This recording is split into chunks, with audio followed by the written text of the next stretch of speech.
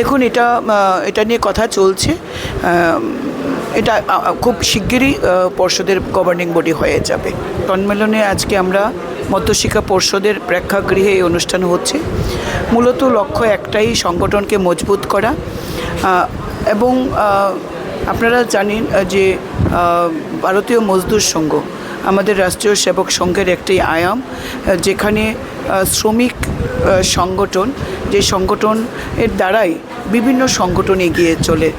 তো আমাদের লক্ষ্য এই বিএমএস সংগঠনকে মজবুত করা, প্রত্যেকটি শ্রমিক বা প্রত্যেকটি কর্মীকে তাদের দায়িত্ব বুঝিয়ে দেওয়া এবং এই ধরনের সম্মেলনের ফলে যে একটা মত বিনিময়ের একটা সুযোগ আসে এবং কোথায় সংগঠনের ঘাটতি বা দুর্বলতা, কোথায় সংগঠন শক্তিশালী এবং কিভাবে শক্তিশালী হয়েছে, এইভাবে যে জায়গাগুলোতে দুর্বলতা যদি থেকে থাকে সেগুলিকে চিহ্নিত করে সবটিকে সঠিকভাবে পরিচালনা করা, এগুলি আমাদের সম্মেলনের মধ্যে উঠে আসে।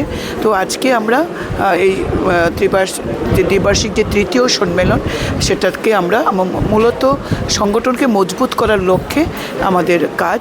এবং আপনারা জানেন এটা একটা অরাজনৈতিক সংগঠন এবং আমরা চাই প্রত্যেকটি শাখা সংগঠন যেখানে রয়েছে বিএমএসের, কোথাও মধ্যশিক্ষা পর্ষদ, কোথাও ট্রাক, জিপ, মোটর কর্মী যারা সংগঠন আছে, বিভিন্ন সংগঠন, এখানে আমাদের অঙ্গনারী শ্রমিক সংগঠন আছে, বিএমএসের বিভিন্ন শাখা সংগঠন রয়েছে। প্রত্যেকটি সংগঠনকে যাতে আমরা মজবুত করতে পারি, তার জন্যই এই ধরনের কর্মসূচি হাতে নেওয়া হয়। আমাদের আজকে আলোচনা হবে।